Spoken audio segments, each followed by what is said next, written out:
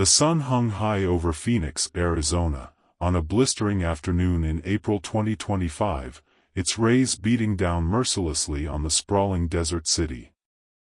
Heat rose in shimmering waves from the asphalt, distorting the horizon into a mirage of wavering lines. Amid this arid expanse stood Elite Wheels, a luxury car dealership that gleamed like an oasis of wealth against the dusty backdrop.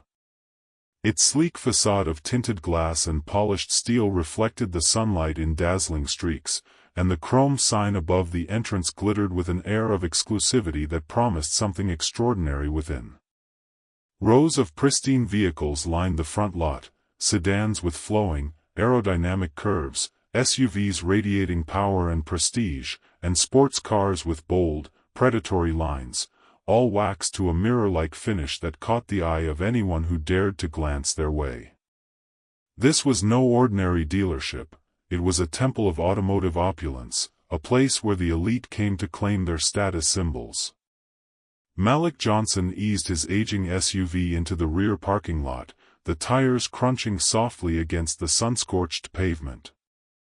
The vehicle was a humble relic, its silver-gray paint had faded to a muted sheen, faint scratches crisscrossed its dented sides, and the engine sputtered to a stop with a weary groan. At 42, Malik carried himself with a quiet strength, his broad shoulders and steady stride hinting at a resilience forged through years of struggle and triumph. But today, he wasn't dressed to reflect his achievements. No tailored suit hugged his frame, no designer watch gleamed on his wrist.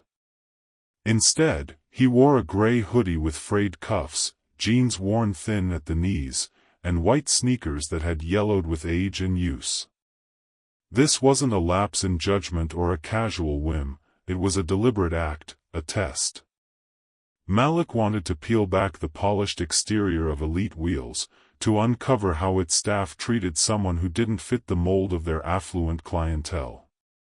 A month earlier, Malik had quietly acquired Elite Wheels from its previous owner, a grizzled investor who'd grown weary of the car business after decades of raking in profits.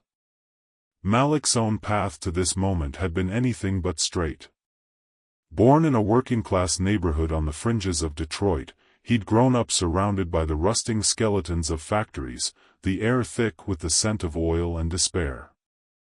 As a boy, he'd spent countless hours in his family's cramped garage, tinkering with salvaged electronics, old radios, broken TVs, anything he could get his hands on.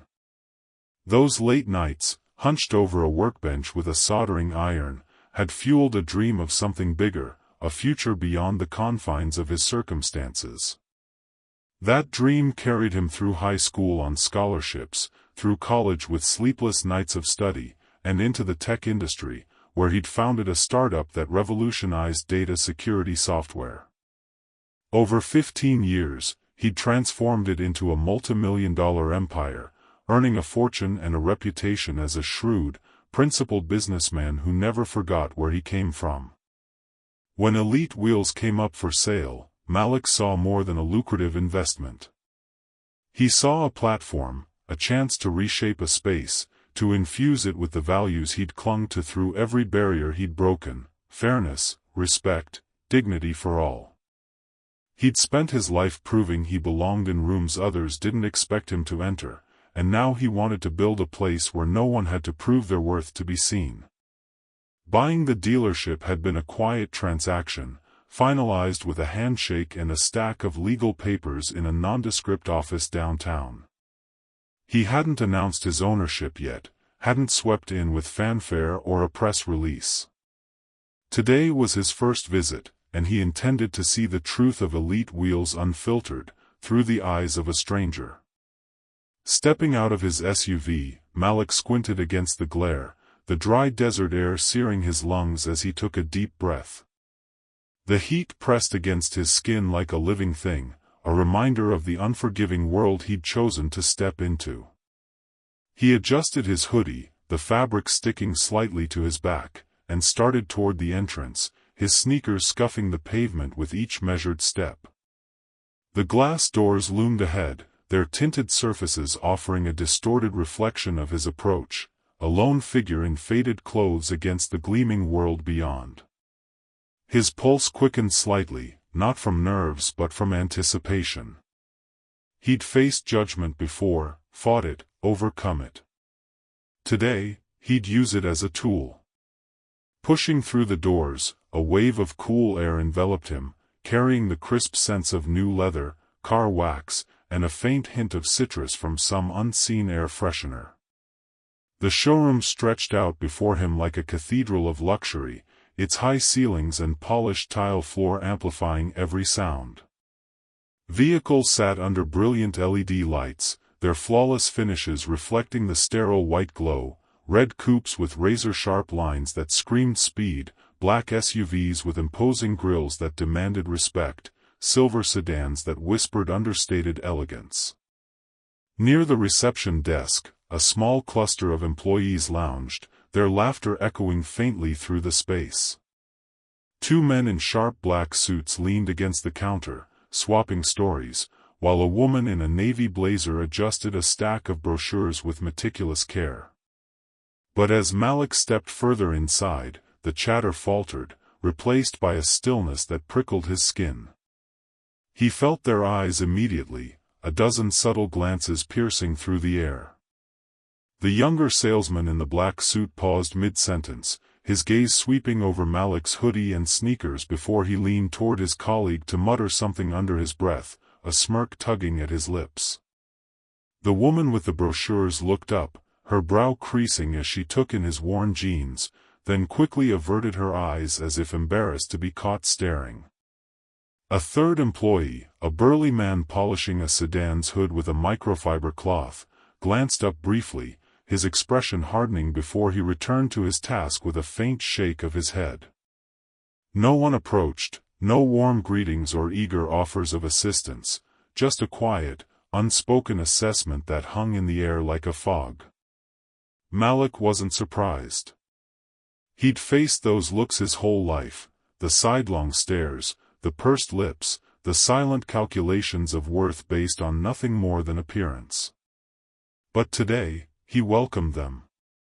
They were evidence, pieces of a puzzle he'd come to assemble. From the far end of the showroom, a figure emerged, cutting through the stillness with purposeful strides. Linda, the dealership's manager, was a petite woman in her mid-50s, her blonde hair pulled into a tight bun that matched the severity of her demeanor. She wore a gray blazer tailored to perfection, its crisp lines accentuating her authority, and her high heels clicked sharply against the tile floor, each step a declaration of control. A clipboard rested under her arm, a symbol of her efficiency, and as she approached, her sharp blue eyes raked over Malik, his hoodie, his jeans, his shoes. Her smile was polite, a thin veneer of professionalism, but it didn't reach her eyes, and the tightness in her jaw betrayed her true thoughts. "Hello," Linda said, her voice cool and clipped, laced with the practiced courtesy of someone who'd spent years managing people and expectations. "Can I assist you with something today?" Malik met her gaze with a small, disarming smile, keeping his tone light and easy. "Just here to look around," he said, gesturing vaguely toward the cars with a casual wave of his hand. Linda's eyes narrowed, her scrutiny intensifying as she took in his appearance again, lingering on the frayed cuffs of his hoodie. "Are you shopping for a vehicle?" she asked, a thread of doubt weaving through her words, her tone suggesting she already had an answer in mind. "Something like that," Malik replied, his smile unwavering, deliberately vague to test her reaction. Her lips pressed into a thin line, her patience visibly thinning as she shifted her weight slightly. "We cater to a very specific clientele here," she said, her voice sharpening like a blade being honed. "Most of our inventory requires pre-qualification, financial vetting before we proceed. Perhaps I could suggest—" Before she could finish, a shout interrupted from across the room, shattering the fragile tension. "Linda, the delivery guy's here," a young employee called, his voice cutting through the air like a whip. It was the salesman in the black suit, now standing near the reception desk, gesturing toward the back entrance with a clipboard of his own. Linda's head snapped toward the sound, her composure flickering for a moment as irritation flashed across her face. She held up a hand to silence the interruption, then turned back to Malik, her eyes narrowing further. "You were saying something?" he asked, his voice calm but pointed, catching her off guard with its quiet insistence. She straightened, brushing off the disruption with a flick of her wrist. "I'm just trying to save you some time," she said, her smile returning, though it was more forced than before, a brittle mask. "These vehicles start at 6 figures, well above what most can afford. I could direct you to a place more suitable." Malik raised an eyebrow, but his face remained impassive, betraying none of the thoughts swirling beneath the surface. He stepped toward a striking red coupe parked a few feet away, its sleek body gleaming under the lights like a predator poised to strike. His fingers grazed the door handle, the cool metal a stark contrast to the heat still lingering on his skin from outside. He glanced back at Linda. "Nice car," he said simply, his tone neutral but his eyes watching her closely. Her brow furrowed, and she closed the distance between them in a few quick steps, her heels clicking with urgency. "It is," she replied, her voice tight with irritation, barely concealing her growing impatience. "But if you're not serious about purchasing, I'll have to ask you not to touch the vehicles. They're for display and serious buyers only." Malik paused, holding her gaze for a long moment, letting the silence stretch between them. Then he stepped back, nodding once and slipping his hands into his pockets. "Fair enough," he said, his voice still calm, almost conversational. "So, what would you recommend for me? If you've got me figured out, I'm all ears." Linda blinked, momentarily thrown by his unflappable demeanor, her clipboard shifting slightly in her grip. But she recovered quickly, her tone taking on a condescending edge as she regained her footing. "Something more budget-friendly, perhaps," she said, her words dripping with assumption. "I can point you to a dealership in the suburbs that specializes in used cars, models that might better suit your needs." Malik's smile lingered, but a flicker of steel glinted in his dark eyes, a subtle shift she didn't catch. "That's quite an assumption," he said softly, letting the words hang in the air like a challenge, his voice low but carrying a weight that made the room feel smaller. Linda faltered, her confidence wavering for a split second as she registered the shift in his tone. But she squared her shoulders, refusing to back down. "I'll be back with some options," she said curtly, turning on her heel and striding away, her heels clicking with a rhythm that echoed her frustration, a staccato beat against the tile. Malik stood alone in the center of the showroom, his gaze drifting over the lineup of cars, red, black, silver, each one a testament to wealth and power. The hum of conversation resumed around him, but he felt the weight of their glances, curious, cautious, dismissive. The younger salesman smirked again, whispering to his colleague, while the woman with the brochures cast furtive looks his way before busying herself with her stack of papers.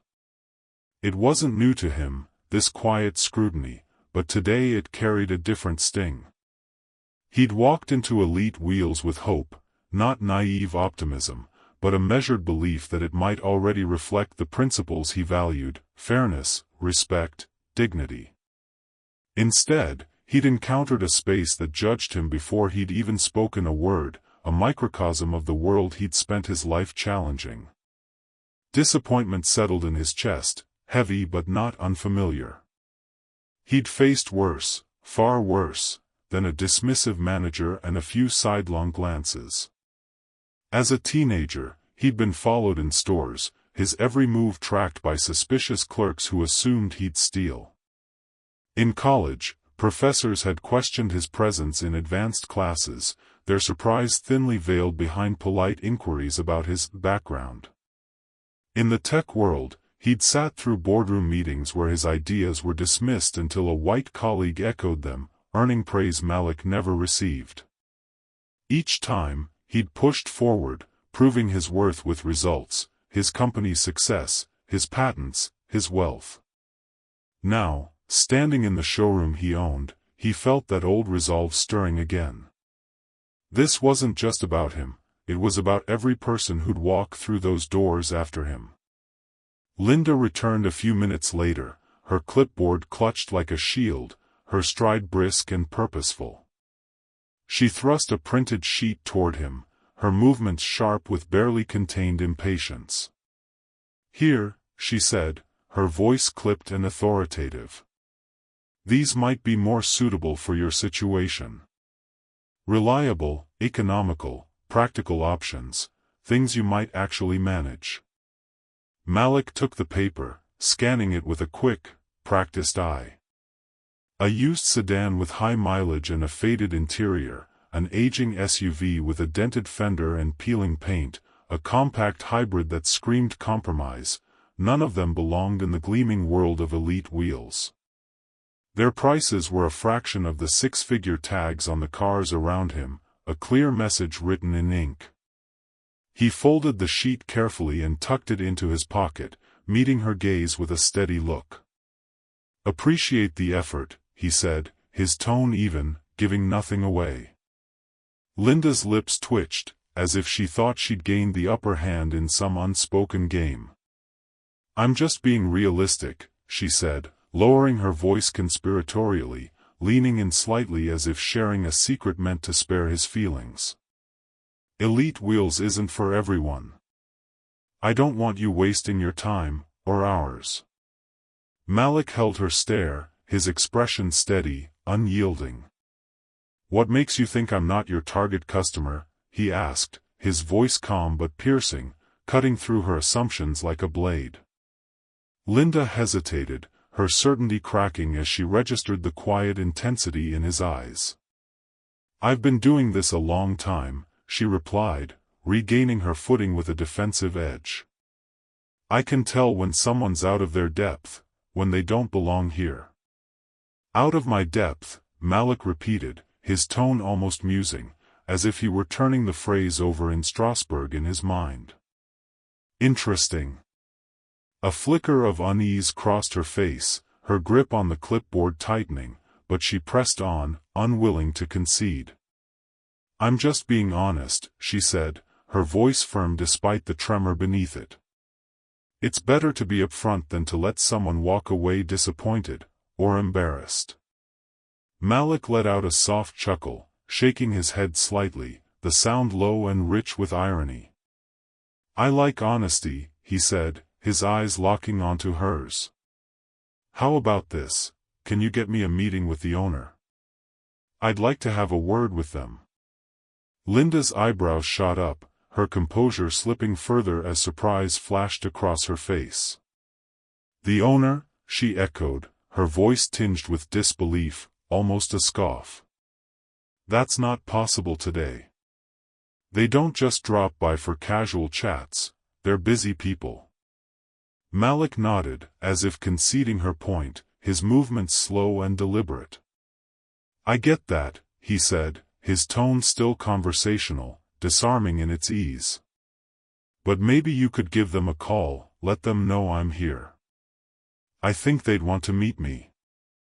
Her smile tightened, her patience fraying at the edges like a threadbare cloth. "Look, sir, I've been as polite as I can," she said, her voice rising slightly, frustration breaking through her professional facade. "This is getting ridiculous. I have other customers to attend to, real customers. If you're serious about buying, we can schedule a consultation with a sales associate. Otherwise..." "Otherwise what?" Malik interrupted, his tone still calm but carrying a subtle edge now, a quiet challenge that made her pause. Linda's eyes narrowed, her frustration boiling over, her hands clenching the clipboard until her knuckles whitened. "Otherwise, I'll have to ask you to leave," she said, the words landing like a gavel, heavy with finality, her voice ringing out in the suddenly silent showroom. The air thickened, the tension palpable as every eye in the room turned toward them. The young salesman froze mid-stride, his smirk vanishing. The woman with the brochures clutched them to her chest, her breath held. The burly man with the polishing cloth stopped, his rag dangling limply in his hand. Malik stood still, his gaze locked on Linda's, unflinching, his presence a quiet storm amid their scrutiny. Then, slowly, he reached into his pocket and pulled out his phone, his movements deliberate, almost theatrical in their calm. "All right," he said, scrolling through his contacts with a steady hand. "I'll make the call myself." Linda frowned, confusion overtaking her irritation as she watched him. "What are you doing?" she demanded, her voice sharp with uncertainty. "Just calling the owner," Malik replied, lifting the phone to his ear, his tone light, as if he were ordering coffee rather than appending her world. "Won't take long."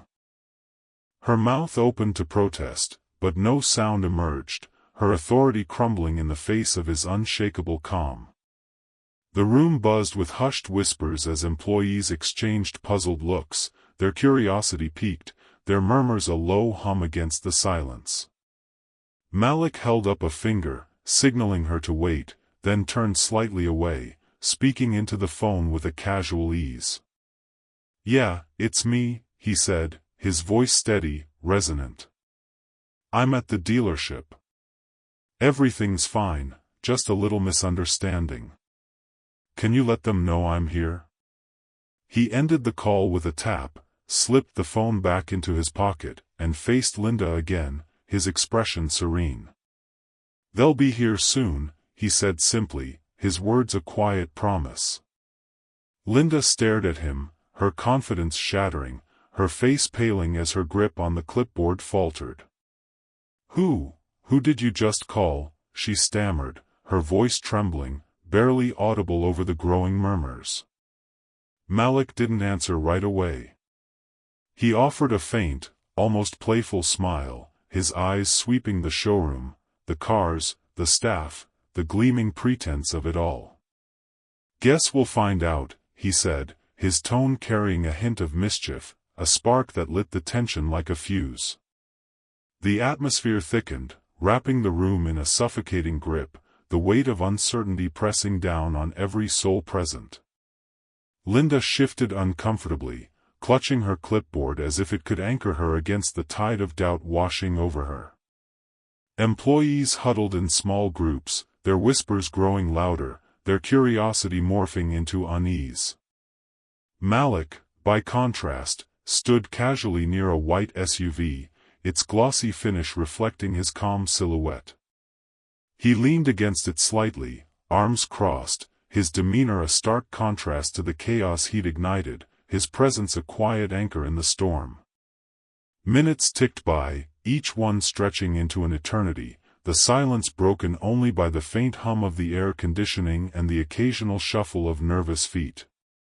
Linda busied herself with her clipboard, flipping through pages she didn't read, her movements stiff and mechanical, a desperate attempt to reclaim control.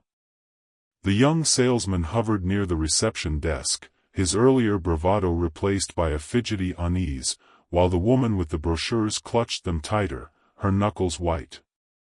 The burly man resumed polishing the sedan, but his strokes were erratic, his eyes darting toward Malik every few seconds. The room held its breath, waiting for the next move in a game no one fully understood. Then the main doors swung open with a soft whoosh, and a man in a navy suit stepped inside, his polished shoes tapping softly against the tile floor. His presence cut through the tension like a blade, sharp and decisive. This was James, the regional director for Elite Wheels, a man in his late 30s with dark hair combed neatly to one side and a serious yet warm expression that commanded attention. His suit was impeccably tailored, his stride confident, and his eyes found Malik instantly across the expansive showroom. He crossed the room with purpose, a wide, genuine smile breaking across his face as he extended his hand. "Mr. Johnson," James said, his voice ringing with warmth and respect, loud enough to carry over the murmurs. "Great to see you, sir." Malik straightened, shaking his hand firmly, a small smile tugging at the corners of his lips, a glint of satisfaction in his eyes. "Thanks for coming, James," he said, his tone steady, a quiet acknowledgement of the moment unfolding. The room froze, time itself seeming to halt as the words sank in. Linda's clipboard slipped from her grasp, clattering to the floor with a sharp crack that echoed through the silence, her eyes darting between Malik and James in stunned disbelief. "Wait, Mr. Johnson," she echoed, her voice trembling, a fragile thread of sound in the chaos she'd unwittingly unleashed. James turned to her, his friendly demeanor shifting to something sterner, his jaw tightening as he fixed her with a piercing gaze.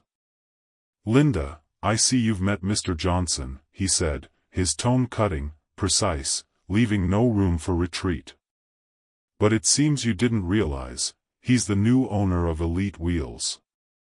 Linda's face drained of color, her hands trembling as she bent to retrieve her clipboard, clutching it like a lifeline as she straightened. I didn't know," she whispered, her voice barely audible, a ghost of her earlier certainty. Malik met her gaze, his expression steady but firm, his eyes searching hers with a quiet intensity. "Didn't know what?" he asked, his voice gentle yet piercing, cutting to the heart of her assumptions.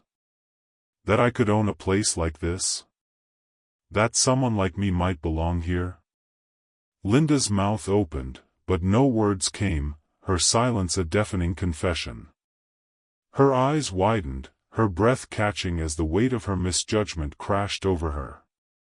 Malik nodded, a single, slow movement that spoke volumes, then turned to James, his voice shifting to a quiet authority that filled the room. "Let's gather everyone in the conference room," he said, his words a command wrapped in calm. "We need to talk." The conference room at Elite Wheels was a sleek, modern sanctuary designed to impress, floor-to-ceiling glass walls offering a panoramic view of the showroom, a long dark wood table polished to a mirror-like sheen, and leather chairs that cradled their occupants in understated luxury. But today, it felt like a pressure cooker, the air thick with tension as employees filed in, their footsteps muffled against the plush carpet. They took their seats with a mix of curiosity and apprehension, their eyes darting toward Malik, who stood at the head of the table, his presence a quiet storm commanding the space. Linda slipped into a chair near the back, her usual confidence replaced by a nervous stillness, her hands clasped tightly in her lap, her knuckles white against her skin. James lingered by the door, arms crossed, his face a mask of neutrality as he watched the group settle, his silence a steady counterpoint to the unease rippling through the room. Malik stood tall, his broad frame filling the space with an authority that needed no bluster. He cleared his throat, a low, resonant sound that silenced the faint murmurs instantly, drawing every eye to him. "Thank you all for joining me on short notice," he began, his voice measured but strong, carrying the weight of a man who'd earned his place. "For those who don't know, I'm Malik Johnson. As of last month, I'm the new owner of Elite Wheels." A ripple of surprise passed through the room, soft gasps from the younger staff, exchanged glances among the veterans, a few raised eyebrows from those who prided themselves on knowing everything. Linda sank lower in her chair, her eyes fixed on the table, her face flushed with a heat she couldn't hide. Malik continued, his tone steady, deliberate, each word chosen with care. "I came here today dressed like this, no suit, no tie, no flash, for a reason. I wanted to see how this dealership operates when no one knows who I am. I wanted to feel what a regular customer might experience walking through those doors, someone who doesn't look like they belong in a place like this." He paused, letting his words settle over the room like a weight, his gaze sweeping across the faces before him, some curious, some ashamed, some defiant. "What I saw today was disappointing," he said, his tone firm but not accusing, a statement of fact rather than a condemnation. "I was judged not by what I could bring to the table, not by my character or my means, but by how I looked, by the clothes I wore, the shoes on my feet, the assumptions in your eyes. I'm not here to single anyone out, but we need to talk about what that says about the culture here, about the kind of place this is." His eyes flicked briefly to Linda, who flinched under the weight of his gaze, her fingers tightening around each other. "This isn't just about me," he went on, his voice softening slightly, drawing them in. "It's about every person who walks through those doors after me, every customer who doesn't fit someone's preconceived notion of what a luxury car buyer should look like, sound like, act like. It's about the kid from the wrong side of town who saved up for years, the single mom who worked double shifts, the guy in the hoodie who just cashed a check you can't imagine. They deserve better than what I got today." A young salesman in a blue suit raised his hand hesitantly, his fingers trembling slightly as he met Malik's gaze. Malik nodded to him, his expression softening with encouragement. "Mr. Johnson," the man began, his voice shaky, faltering under the scrutiny of his peers, "I think most of us try to treat people fairly, I really do. But sometimes, it's hard not to make assumptions, you know? You see someone walk in, and your mind just goes there." Malik nodded, his face thoughtful, a flicker of understanding in his eyes. "I get that," he said, his voice warm but firm, grounding the room. "I've been there myself. Growing up, I assumed the world would always see me a certain way, poor, black, out of place. I assumed I'd have to fight twice as hard just to get half as far. And I was right about that, more times than I'd like to count. We all have biases, every one of us in this room. Whether we want to admit it or not, they're there, shaped by where we've been, what we've seen. But here's the thing, trying isn't enough. We have to do more than try, we have to actively challenge those biases, question them, tear them down. We have to create an environment where everyone feels respected, no matter their appearance, their background, their story." He scanned the room, his voice growing stronger, resonant, filling the space with a quiet power. "Elite Wheels has built a reputation for excellence. I've heard it, I've seen it, I bought into it. But excellence isn't just about the cars we sell, the shiny paint, the horsepower under the hood. It's about the experience we provide, the way we make people feel when they walk in here. From now on, that experience will be built on respect, inclusion, and fairness.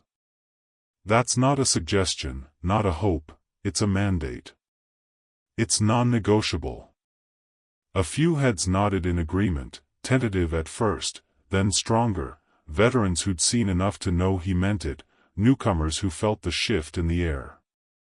But some faces remained guarded, their arms crossed, their jaws tight, skepticism etched into their features. Malik's gaze settled on Linda, his tone softening but still firm, a bridge extended across the divide. "Linda," he said, his voice carrying a gentle authority, "I'd like to hear from you. Anything you want to say?" Every eye turned to her, a collective breath held as the room pivoted on her response. She hesitated, her hands twisting nervously, her nails digging into her palms.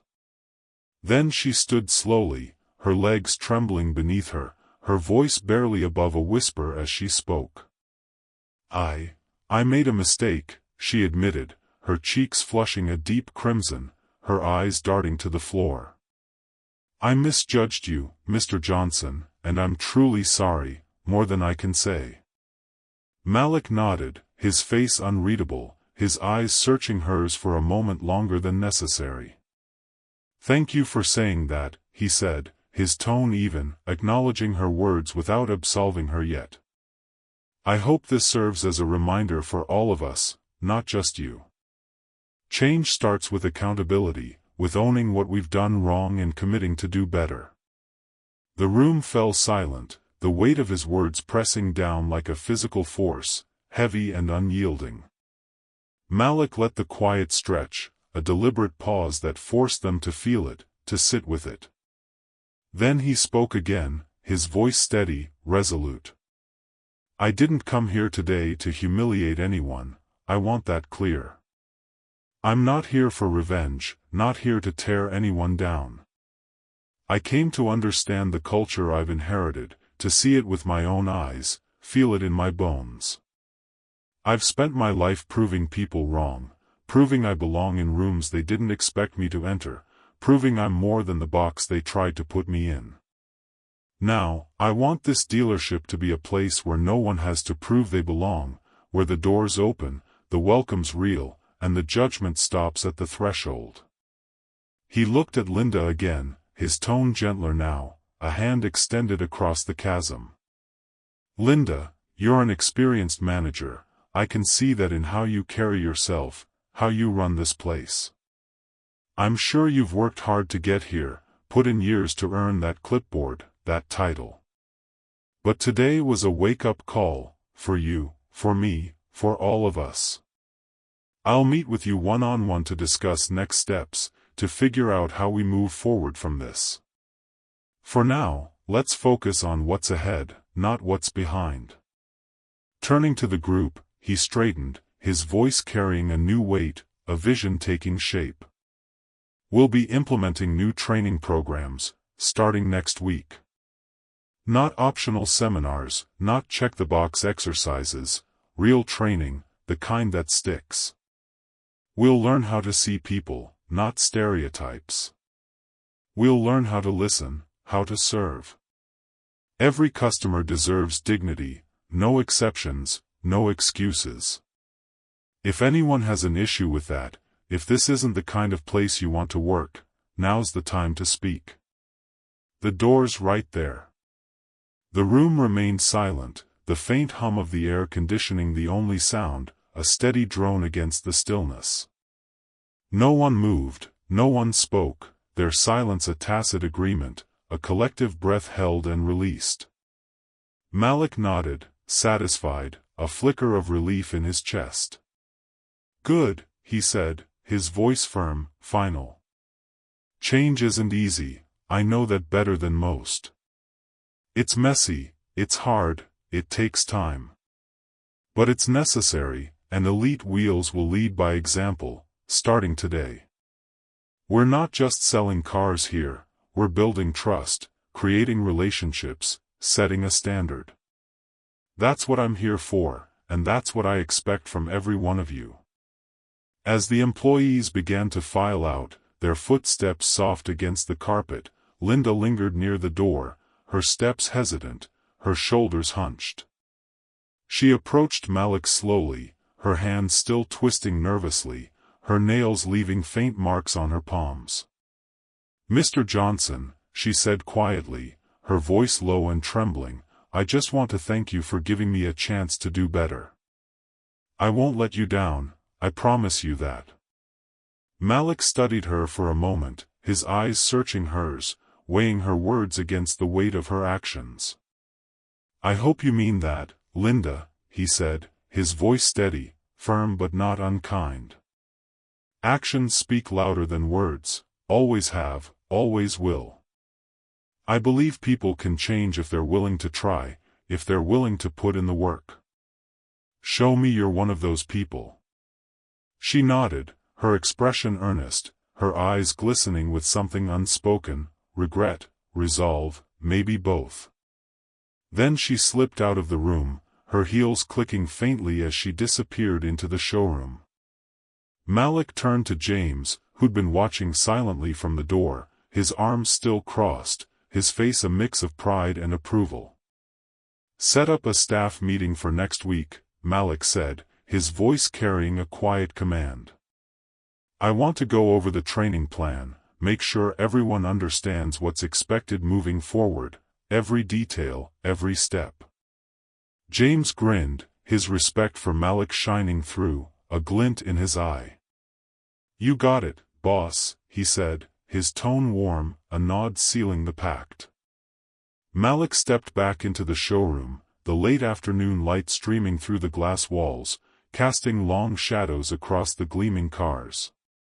He paused, his gaze lingering on the vehicles, the red coupe with its predatory grace, the white SUV with its quiet power, the silver sedan with its understated elegance. Each one was a symbol of the world he'd entered, a world he now owned. But this wasn't just about cars, he thought, his mind drifting back to the garage in Detroit, the boy with big dreams and small means. It was about people, about breaking down walls, lifting up voices, building a legacy that went beyond profit and prestige. He walked toward the exit, his sneakers silent against the tile, the glass doors sliding open to release him back into the desert heat. The air hit him like a furnace, dry and unyielding, but he welcomed it, a reminder of the fire he carried inside. The road ahead would be long, training staff, reshaping attitudes, holding people accountable, rooting out the rot he'd uncovered today. But Malik was no stranger to hard work, no stranger to fighting for what mattered. He'd built an empire from nothing, faced down doubters and doors slammed shut, and come out stronger every time. He glanced back at the dealership one last time, the chrome sign catching the fading sun in a final blaze of light.